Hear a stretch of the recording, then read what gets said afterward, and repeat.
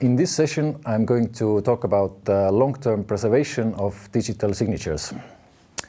To begin with, the issue of preserving digital signatures for long-term is complex and costly. This is why it's important to understand both the technical issues and your actual preservation needs. So there are two major categories of problems. First is certificates problem, and the other is cryptography problem. The first problem, certificates problem. All practical digital signature solutions in use nowadays rely on what is called public key infrastructure. And this means that there are keys used to sign information to form the digital signatures. And these keys need to be held in certificates. And in turn, those certificates, they need to be held by registries of certificates, which are basically organizations that provide the service of holding the certificates and confirming the validity of certificates. And in order to verify a document that has been signed, to see whether it's correct or not, there needs to be communication with a registry.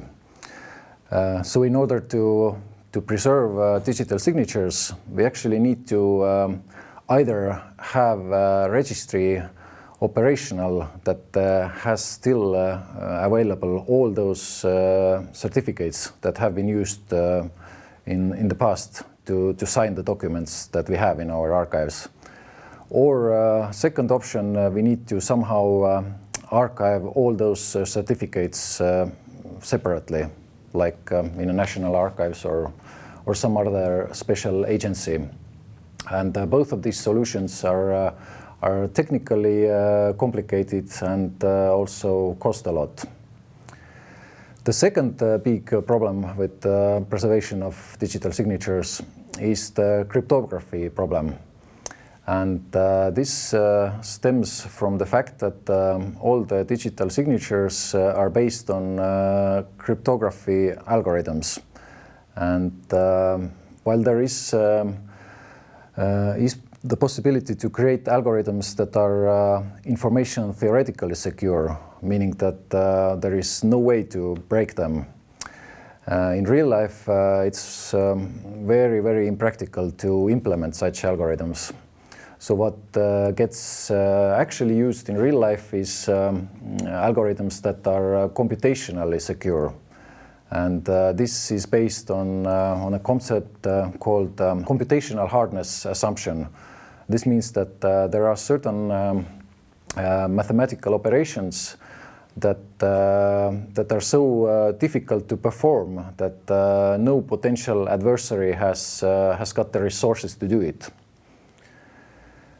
which is very much okay in real life situations, but computers do get faster.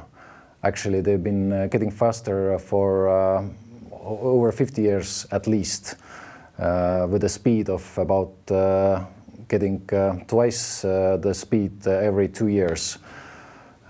This tendency is known as the Moore's law, because Intel's co-founder Gordon Moore was the first one to publicly announce this observation. So as the computers get faster, the cryptography we use needs to be updated. The keys need to be made longer. So static signatures put on documents today, they're not secure forever. There needs to be something done on a regular basis. So, for example, if we keep the signatures statically, then at one point in the future, it will be possible to create new documents that are mathematically compatible with old signatures. So basically, to fake documents. take an existing signature and attach a new document with completely different content to this old signature, and it's impossible to actually determine whether this document has maintained its integrity or has it been faked. So these two big problems are what make preservation of digital signatures difficult. So how do we do this in practice?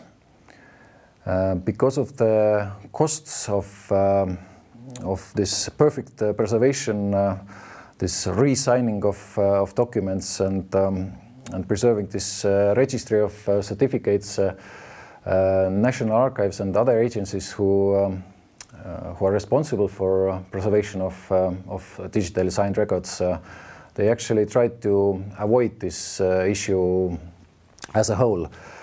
And this is actually possible because the national archives actually have to provide trust for their services anyway, for all the records that they preserve, no matter whether they are actually signed digitally or not. So they already have both organizational means and the technical means to provide authenticity and integrity and trust to the records. So we can actually use the same set of methods to provide trust in digitally signed records without actually re-signing the records. And that's the approach that the National Archives of Estonia has taken, and also most of the national archives across the world have taken the same approach. Last but not least, in fact, that's maybe the most important thing about digital signatures. Why do we actually want to preserve them in the first place? Is it the fact that they are digitally signed, or is it that we are interested in the information that's contained in those records? So the answer obviously is that we are interested in the information. And to preserve this information, it's by far not enough to make sure that the signatures are preserved. We actually need to preserve the records, the content, the information inside the signature container. And to do this, we actually need to make sure that the information is in formats that we are able to preserve for the long term. So the practical advice for anyone who has the task of preserving digitally signed information is to sign the information already in archival formats. So for office documents, it means mostly using PDF format, or even better, the sub-standard of PDF called PDF-A, the archival version of PDF.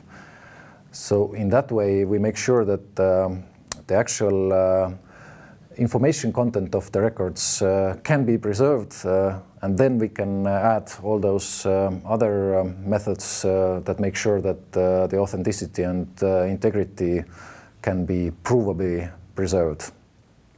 So in conclusion, as digital preservation of